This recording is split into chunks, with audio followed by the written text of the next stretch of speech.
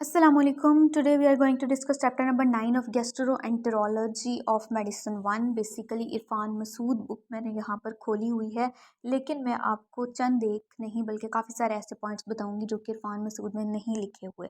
अब मेरे लिए पॉसिबल नहीं है कि मैं वो एक एक चीज़ या एक एक लाइन डिफरेंट सोर्सेज से हाईलाइट करके बताऊँ कि मैंने कहाँ से उठाया, ठीक है। लेकिन मैं उन बातों को बोलूँगी ज़रूर, इसलिए आपने कान आँखों के अलावा अपने दिमाग को भी अच्छे से खुले रखना है, ठीक है। मैं बोलूँगी उन बातों को और अगर आप चाहें क्योंकि वो इंपॉर्टेंट है तो आप अपनी बुक के ऊपर नोट डाउन कर सकते हैं। बेसिकली एक्लेजिया कार्डी और गर्ड के ऊपर मैंने पहले वीडियोस 2 बना दी हैं, लेकिन रिमेनिंग इसोफेजियल डिसऑर्डर्स को हम आज डिस्कस करेंगे। ओके, इसोफेगस का आपको पता है इसोफेगस होती क्या है कि ये हमारे पास एक मस्कुलर ट्यूब होती है और इसका काम क्या होता है कि इसने फूड को लेकर जाना होता है ओरल कैविटी से नीचे आपके स्टमक तक, राइट? ऐसा ही है ना। अब अगर आप देखें कोई भी ऐसा पर्सन जो कि इसोफेजियल डिसऑर्डर्स के साथ आया है, वो क्या क्या कंप्लेंट्स कर सकता है? वो यही कंप्लेन करेगा ना, क्योंकि इसका बेसिकली काम ही क्या है, फूड को एक पाथवे पैसेज वे प्रोवाइड करना ना। अब फूड को पैसेज वे प्रोवाइड नहीं किया जा रहा तो डिफ़िकल्टी इन स्वेलोइंग होगा, डिस्पेजिया होगा। इसके अलावा हमारे पास पेन ऑन स्वेलिंग हो सकती है, डाइनोफेजिया के स्वेलो करते हुए पेशेंट को जो है वो कंप्लेन करेगा वो कि उसको पेन होती है, दैट इज़ ओडाइनोफेजिया। अब डिस्फेजिया और ओडाइनोफेजिया सॉलिड्स के लिए भी हो सकता है, लिक्विड्स के लिए भी हो सकता है, सेमी सॉलिड्स के लिए भी हो सकता है, या फिर ये मिक्स्ड भी हो सकता है। यानी कि पेशेंट ये कहेगा कि उसको डिफ़िकल्टी होती है स्वेलो करने में भी, ठीक है, लिक्विड्स को भी, सॉलिड्स को भी, सेमी सॉलिड्स को भी, सारी चीज़ों की भी कंप्लेंट्स वो कर सकता है।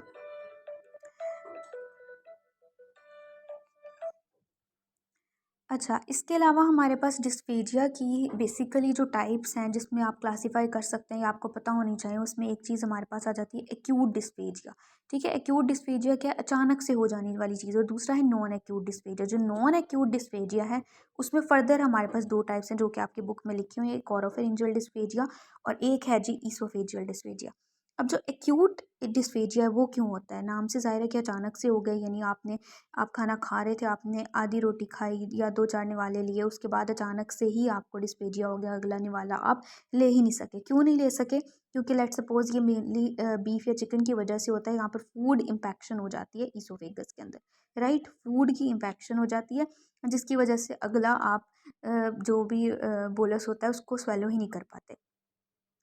तो ये है एक्यूट। लेकिन नॉन एक्यूट डिस्पेजिया में दो फर्दर टाइप्स हैं, ओरोफेरिंजियल और एक ईसोफेजियल। जो ओरोफेरिंजियल है उसमें आपको पता है कि जब आप बोलस इंटेक करते हो, फूड की इंटेक करते हो, तो वो पहले आपके ओरल कैविटी से गुजरती है, फिर फेरेंक्स से गुजरती है, फिर ईसोफेगस से गुजरती है। अब इन डिफरेंट लेवल्स के ऊपर कोई ना कोई अबनॉर्मेलिटी या प्रॉब्लम हो सकती है जो कि डिस्पेजिया करा सकती है। अगर तो ओरल फेज़ या फेरेंजियल फेज़ के अंदर कोई ना कोई मुश्किल आ रही है तो या एबनॉर्मलिटी आ रही है, तो उसकी वजह से क्या होगा कि इनिशिएट ही नहीं कर पाएगा वो पर्सन स्वेलोइंग को, या उसको डिफ़िकल्टी होगी। नहीं कर पाएगा तो नहीं कह सकते, difficulty in initiating swallowing movement. अब लेट्स सपोज कि ये पर्सन का इसोफेगस है, आपको पता है इसोफेगस के आगे हमारे पास लैरिंक्स पड़ा होता है, फिर ट्रेकिया पड़ा होता है और नीचे हमारे पास जो है वो ब्रोंकाई पड़े होते हैं, ऐसा ही है ना। अब क्या होगा कि ओरोफेरिंजियल डिस्फेजिया वाले पेशेंट के अंदर एस्पिरेशन हो जाएगी फूड की लंग्स के अंदर, या फिर तो लंग्स के अंदर हो जाएगी फूड की एस्पिरेशन, या फिर इसके अलावा क्या होगा कि आपको पता है ओरल कैविटी की एसोसिएशन जो है वो नेज़ल कैविटी के साथ भी होती है, या फिर तो वो फूड नेज़ल कैविटी के अंदर चली जाएगी। अब इसका डायग्नोसिस हम वीडियो फ्लोरोस्कोपी से कर रहे होते हैं। वीडियो फ्लोरोस्कोपी को हम VFSE से भी रिप्रेजेंट करते हैं। वीडियो फ्लोरोस्कोपी स्वेलोइंग एग्जाम इसको कहते हैं, या इसोफेगोग्राम भी इसको कहते हैं। It is basically an X-ray that looks at the way swallowing works and it gives a clear picture what is happening in mouth और throat when a person swallows.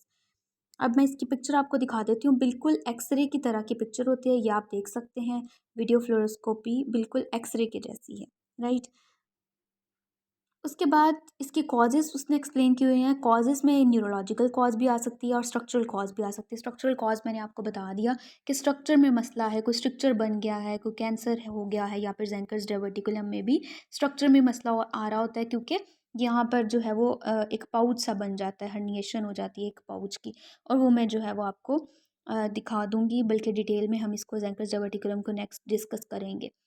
Next है जी न्यूरोलॉजिकल कॉजेज। इसमें bulbar palsy, pseudo bulbar palsy आ जाती है। दोनों में ही cranial nerve number 9, 10, 11 और 12 का ही इशू आ रहा होता है। मेनली उन्हीं नर्व्स की लीजन होती है।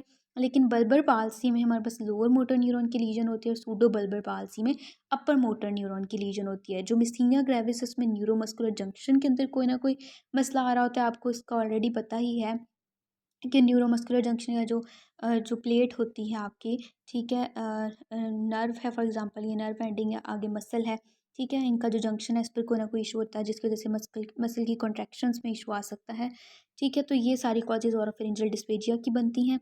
And next comes oesophageal dysphagia. Oesophageal dysphagia में क्या होता है कि food stuck seconds after swallowing, कि स्वेलो करने के चंद सेकंड्स के बाद क्या होता है, फूड जो है वो स्टक हो जाती है, उसमें पर्सन को सेंसेशन भी आती है कि कोई ना कोई चीज़ अटक गई है, या कुछ ना कुछ स्टक हो गया है अपर ईसोफेगस के अंदर, यानी स्टिकिंग सेंसेशंस आ रही होती हैं इसमें पेशेंट को। उसके बाद ये एक और बड़ी इंपॉर्टेंट बात है, इसको और से देखें कि ऑब्स्ट्रक्टिव लीजन्स जो होती हैं वो डिस्फेजिया सॉलिड्स का भी कराती हैं और लिक्विड्स का भी कराती हैं। आगे आपने पढ़नी है ऑब्स्ट्रक्टिव लीजन्स ऑफ ईसोफेगस भी और मोटिलिटी डिसऑर्डर्स भी, इसलिए आपको पता होना चाहिए, इसका कॉन्सेप्ट सिनेरियो में हेल्प करेगा डायग्नोसिस बनाने के लिए। अगर कोई ऑब्स्ट्रक्टिव लीजन है ना, फॉर एग्जांपल ये इसोफेगस है, इसके अंदर ऑब्स्ट्रक्शन हो गया, कोई कैंसर है, कोई स्ट्रक्चर बन गया या कोई और इशू आ गया जिसकी वजह से ऑब्स्ट्रक्शन हो गई है।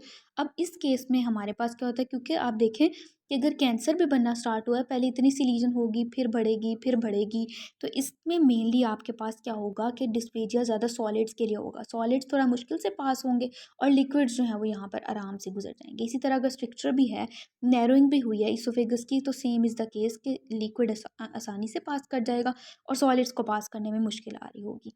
इसके अलावा ऑब्स्ट्रक्टिव लीजन्स को आप डायग्नोस कर सकते हो एंडोस्कोपी पर भी और बायोप्सी पर भी। जैसे कैंसर है उसमें तो जाहिर सी बात है, डेफिनेटिव डायग्नोसिस यही होता है कि आप मैस की बायोप्सी कर लो, फिर उसको उसकी हिस्टोपैथोलॉजी कर लो, राइट। अगर तो मोटिलिटी डिसऑर्डर, आपको पता है इसोफेगस के अंदर पेरिस्टाल्टिक कॉन्ट्रैक्शंस हो रही होती हैं, ठीक है, इसोफेगस जो है उसके अंदर फूड कैसे पास कर रही होती है, पेरिस्टाल्टिक कॉन्ट्रैक्शंस हो रही होती हैं इसोफेगस के अंदर, और इसका एक पैटर्न होता है कि अगर यहाँ पर कॉन्ट्रैक्शन हुई है तो इससे अगले वाला जो पोर्शन है वो खुल जाएगा ताकि फूड नीचे आ जाए। जब यहाँ पर फूड आ गई फिर ये वाला पोर्शन कॉन्ट्रैक्ट करेगा और अगले वाला खुल जाएगा, ओपन हो जाएगा ताकि फूड नेक्स्ट आ सके। फिर यहाँ पर फूड आ गई, ये वाला पोर्शन कंट्रैक्ट करेगा, नेक्स्ट रिलैक्स कर जाएगा, राइट। अगर मोटिलिटी डिसऑर्डर है तो इसमें डिस्फेजिया सॉलिड्स के लिए भी होगा, लिक्विड्स के लिए भी होगा। और मोटिलिटी डिसऑर्डर्स के लिए आप मैनोमीट्री और बेरियम स्वेलो कर रहे होते हैं मेनली। मैनोमीट्री जो होता है वो प्रेशर को मेजर करने के लिए होता है, कि जैसे आपने देखना है कि इसोफेगस के इस पोर्शन में कितनी कॉन्ट्रैक्शंस हो रही हैं, ठीक है, या कितना उसका प्रेशर कितना है, ठीक है। तो पेरिस्टॉल्सिस मेनली कॉन्ट्रैक्शंस ही होती है ना, तो मोटिलिटी डिसऑर्डर्स में अपने कॉन्ट्रैक्शंस को चेक करना होता है, इसका आप मैनोमेट्री से कर सकते हो। मैनोमेट्री में काफ़ी डिटेल में मैंने एक्लेजिया कार्डियक गर्ड में एक्सप्लेन किया हुआ है। बेरियम स्वेलो को भी मैं एक्सप्लेन कर चुकी हूँ उन 2 वीडियोज़ में। इसके अलावा एंडोस्कोपी में आपको पता है एंडोस्कोप पास किया जाता है, फिर भी मैं इसकी पिक्चर एक दफ़ा दिखा देती हूँ।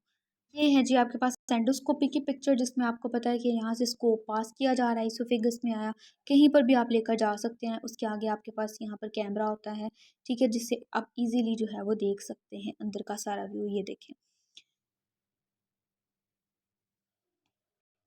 ओके, नेक्स्ट हमारे पास क्या है, ऑब्स्ट्रक्शन। उन्होंने कॉजेज़ बताई हुई हैं कि इसोफेजियल डिसऑर्डर्स में या तो ऑब्स्ट्रक्शन हो सकती है, ऑब्स्ट्रक्टिव कॉज हो सकती है इसकी, या मोटिलिटी डिसऑर्डर्स हो सकते हैं। इसको वैसे भी मैं पहले बता चुकी हूँ, ऑब्स्ट्रक्शन किस वजह से हो सकती है, कोई स्ट्रक्चर बन गया है, कोई वेब बन गया है, या कार्सिनोमा हो गया है, या कोई और मैस पड़ा हुआ है, या फिर शार्ट्स की रिंग बन जाती हैं। ये मैं रिंग्स आपको दिखाती हूँ पिक्चर भी इसकी। और मोटिलिटी डिसऑर्डर्स भी हो सकते हैं जिसमें हमारे पास एक्लेजिया और डिफ्यूज़ इसोफेजियल स्पैज़म, इसके नाम को आपने याद रखना है। अच्छा, ये देख लें जी, आपके पास ये शार्ट्स की रिंग्स हैं, इसको आप देख सकते हैं कि यहाँ पर ये डिस्टल ईसोफेगस है। मेनली एक सर्कुलर सी मेम्ब्रेन होती है जो म्यूकोज़ा और सब म्यूकोज़ा से मिलकर बनी होती है, इसमें मस्कुलरिस प्रोप्रिया नहीं होता, और ये स्क्वैमो कोलम्नर जंक्शन पे बन रही होती है, आपको पता है। इससे नेक्स्ट यहाँ पर कोलम्नर एपिथेलियम है स्टमक के अंदर, यहाँ पर आपके पास स्क्वैमस एपिथेलियम है, तो स्क्वैमो कोलम्नर जंक्शन के ऊपर ये रिंग मेनली बन रही होती है, और इसकी कॉजेज़ में हार्ट हर्निया, एसिड रिफ्लेक्स और बैरेट ईसोफेगस वगैरह इन्वॉल्व होता है। नेक्स्ट है जी इसोफेजियल मोटिलिटी डिसऑर्डर है, जिसमें नंबर 1 एक्लेजिया हम पढ़ चुके हैं, और इससे नेक्स्ट हमारे पास आ जाता है जी डिफ्यूज़ इसोफेजियल स्पैज़म। डिफ्यूज़ इसोफे अच्छा, अब इसको थोड़ा सा गौर से आपने समझना है, ठीक है। नट क्रैकर इसोफेगस और डिफ्यूज़ इसोफेजियल स्पैज़म में हमारे पास फ़र्क क्या होता है। अब देखिए जो डिफ्यूज इसोफेजियल स्पैज्म है ना, ये भी एक मोटिलिटी डिसऑर्डर ही। आपको मैंने बताया नॉर्मल पेरिस्टाल्टिक कॉन्ट्रैक्शंस क्या होती हैं। यहाँ पर नॉर्मल जो पेरिस्टालसिस होती है ना, वो इंटरप्टेड होती है नॉन पेरिस्टाल्टिक कॉन्ट्रैक्शन से। इसका मतलब क्या है, आपको पता है नॉर्मल फॉर एग्जांपल यहाँ पर कॉन्ट्रैक्शन हुई, फिर नेक्स्ट पार्ट में कॉन्ट्रैक्शन हुई, फिर नेक्स्ट पार्ट में हुई, फिर नेक्स्ट पार्ट में हुई। ठीक है, जब यहाँ पर हो रही है तो पिछला हिस्सा रिलैक्स कर जाएगा, जब यहाँ पर हो रही है तो उससे पिछले वाला हिस्सा रिलैक्स कर जाएगा। ठीक है, मतलब एक पैटर्न है कि अगर यहाँ पे स्टार्ट हुई है, फिर नेक्स्ट में होगी, फिर नेक्स्ट में होगी। ठीक है, साइमल्टेनियसली एक साथ ही पूरी इसोफेगस नहीं कंट्रैक्ट कर जाती, उसके डिफरेंट पोर्शंस बारी बारी कंट्रैक्ट कर रहे होते हैं। अब अगर ये जो पीरियोडिकली नॉर्मल कंट्रैक्शंस चल रही हैं, उसके साथ कोई नॉन पेरिस्टाल्टिक कंट्रैक्शंस भी इसोफेगस की होना शुरू हो जाएं, लेट्स से कि बोलस था, वो फर्स्ट पोर्शन ऑफ इसोफेगस में ही प्रेजेंट था।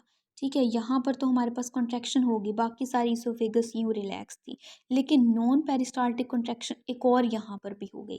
ठीक है, और नॉन पेरिस्टाल्टिक कॉन्ट्रैक्शन यहाँ पर भी हो गई, तो इसको हम इसोफेजियल स्पैज्म कहते हैं। लेकिन क्योंकि ये डिफ्यूज इसोफेजियल स्पैज्म है, इसलिए यहाँ पर नॉर्मल पेरिस्टाल्टिक कॉन्ट्रैक्शंस के अलावा नॉन पेरिस्टाल्टिक कॉन्ट्रैक्शंस डिफ्यूजली इसोफेगस के अंदर आ जाती हैं और वे स्पैज्म करा देती हैं। क्लिनिकल फीचर्स इसमें क्या होंगे, जाहिर सी बात है कॉन्ट्रैक्शंस हो रही हैं यहाँ पर फोर्सफुली, हाई एम्पलीट्यूड कॉन्ट्रैक्शंस है, तो इसका क्लिनिकल फीचर क्या होगा कि इसमें पेशेंट को चेस्ट पेन होगी, जैसे एंजाइना में होती है ना चेस्ट पेन, बिल्कुल वैसी पेशेंट को होगी। और इसके अलावा यहाँ पर पेशेंट कंप्लेन कर सकता है डिस्फेजिया, तो ट्रांजिएंट उसको होगा ही। ठीक है, और इसके अलावा पेशेंट रेट्रोस्टर्नल बर्निंग की भी यहाँ पर कंप्लेन कर सकता है। अब अगर आपने इसका डायग्नोसिस बनाना है तो बैरियम स्वेलो करा के देखेंगे। बैरियम स्वेलो पर आपको नज़र आ जाएगा कि कॉन्ट्रैक्शंस हैं, डिफ्यूज कॉन्ट्रैक्शंस हैं, पूरे इसोफेगस के ही हैं, लेकिन वो डिसकोऑर्डिनेटेड है और कॉर्क स्क्रू अपीयरेंस बन जाएगी। ये है आपके पास इसोफेगस की कॉर्क स्क्रू अपीयरेंस बन गई है, डिफ्यूज इसोफेगस में स्पैज्म है। ठीक है, इसके अलावा आप इसोफेजियल मैनोमीट्री भी कर सकते हो। इसोफेजियल मैनोमीट्री पे बेसिकली आपको क्या नज़र आएगा, मैनोमीट्री का मैंने आपको बताया था कि वो प्रेशर को मेजर करने के लिए होता है, क्योंकि यहाँ पर बहुत ही फोर्सफुली रेपिटेटिव कंट्रैक्शंस हो रही हैं, तो इसलिए प्रेशर भी आपको हाई ही मिलेगा। इसमें ग्राफ होता है एक मैनोमीट्री का वो बना हुआ। ठीक है, उसमें यूँ जो वाई एक्सिस है वहाँ पर mmHg में प्रेशर को इंडिकेट किया जाता है। तो उस ग्राफ में आपके पास सिर्फ एक ही, यूँ नहीं होगा कि यूँ आपके पास एक ही पीक आएगी कंट्रैक्शन की, क्योंकि रेपिटेटिव फोर्सफुल कंट्रैक्शंस आ रही हैं, तो आपके पास यहाँ पर लेट सपोज प्रेशर 400 या 500 की लाइन है तो यहाँ पर आ जाएगा। ठीक है, as compare to normal, normal में सपोज कि सिर्फ यहाँ पर ही होता था। ठीक है, यूँ कंट्रैक्शंस हो रही हैं बारी बारी, लेकिन यहाँ पर रेपिटेटिव कंट्रैक्शंस होंगी और हाई एम्पलीट्यूड कंट्रैक्शंस हो रही होंगी। इसके अलावा हमारे पास नेक्स्ट है जी नट क्रैकर इसोफेगस। नट क्रैकर का आपको पता है ना, जैसे नट्स को तोड़ने के लिए जिसको जो चीज़ हम यूज़ करते हैं, नट क्रैकर। इसमें इसोफेगस जो है वो इतनी हार्ड या उसके अंदर मतलब फोर्सफुल पेरिस्टाल्टिक एक्टिविटी हो रही होती है कि वो एक उसके अंदर एबिलिटी होती है कि वो एक नट को भी तोड़ सकती है। ठीक है, एक्सट्रीमली फोर्सफुल पेरिस्टाल्टिक एक्टिविटी होती है, जिसकी वजह से पेशेंट को चेस्ट पेन भी होती है और डिस्पेजिया भी होता है। देखने में तो ये डिफ्यूज इसोफेजियल स्पैज्म जैसे अब आपको लग रहा होगा। अब मैं आपको इसका डिफरेंस बताती हूँ। यहाँ पर नट क्रैकर इसोफेगस के अंदर हमारे पास मेनली होता ये है कि नट क्रैकर में आपके पास जो कंट्रैक्शन हो रही है, फॉर एग्जांपल पेरिस्टाल्टिक, यहाँ पर नॉन पेरिस्टाल्टिक कंट्रैक्शंस नहीं आती। अगर ये वाला पोर्शन इसोफेगस का कंट्रैक्ट है बाकी रिलैक्स है, तो यही कंट्रैक्ट होगा, लेकिन ये बहुत ही फोर्सफुली कंट्रैक्ट करेगा, एक्सट्रीमली फोर्सफुल पेरिस्टाल्टिक एक्टिविटी होगी as compare to diffuse oesophageal spasm, जिसमें अगर यहाँ पर नॉर्मल पेरिस्टाल्टिक कंट्रैक्शन थी, उससे नीचे इसोफेगस को नॉर्मली रिलैक्स होना चाहिए था, क्योंकि सिर्फ पेरिस्टालसिस तो इस वाले पोर्शन में हो रही है ना, लेकिन यहाँ पर नॉन पेरिस्टाल्टिक कॉन्ट्रैक्शंस भी आ जाएंगे, डिफ्यूजली इसोफेगस जो है वो कॉन्ट्रैक्ट कर जाएगा। ये था डिफ्यूज इसोफेजियल स्पैज्म, और नीचे मैंने एक्सप्लेन किया नट क्रैकर इसोफेगस होगा। इसमें भी आपके पास एपिसोडिक चेस्ट पेन होगी, एपिसोडिक चेस्ट पेन होगी, और इसके अलावा डिस्फेरिया तो होगा इस पेशेंट को। यहाँ पर भी मैनोमेट्री पे आपको जाहिर सी बात है एक्सट्रीमली हाई प्रेशर मिलेगा, और प्रेशर कितना होगा 180 mmHg होगा, इससे आप डायग्नोसिस ईजिली बना सकते हो। ठीक है, अब इसमें आप ट्रीटमेंट कैसे कर रहे होते हैं, दोनों कंडीशंस में तकरीबन एक ही जैसा ट्रीटमेंट है। ज़ाहिर सी बात है कॉन्ट्रैक्शन ज़्यादा हो रही हैं, स्मूथ मसल्स बहुत ज़्यादा कॉन्ट्रैक्ट कर रहे हैं इसोफेगस के, तो आप यहाँ पर स्मूथ मसल रिलैक्सेंट्स दे सकते हो। ठीक है, इसके अलावा मैंने कहा रेट्रोस्टर्नल बर्निंग भी हो रही होती है पेशेंट को, तो आप इसमें गर्ड वाला जो ट्रीटमेंट है PPIs वो दे सकते हो।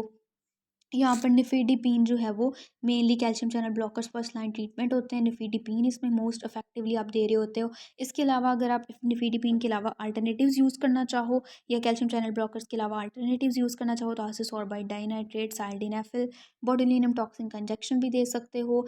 मायोटमी वही है कि मसल के अंदर आप ओपनिंग क्रिएट कर सकते हो कि जिस पोर्शन का इसोफेगस के मसल का मसला है उसमें आप उसको आप सर्जरी से भी इंटरवीन कर सकते हो। न्यूमैटिक डायलिटेशन का आपको पता है कि जहाँ पर कंट्रैक्शन है वहाँ पर आप डायलिटेशन न्यूमैटिक डायलिटेशन कर दो। आई होप सो इसको भी मैंने एक लेजी गट की वीडियो में एक्सप्लेन किया। नेक्स्ट जेंकर डायवर्टिकुलम नेक्स्ट पार्ट में डिस्कस करते हैं। Thank you very much.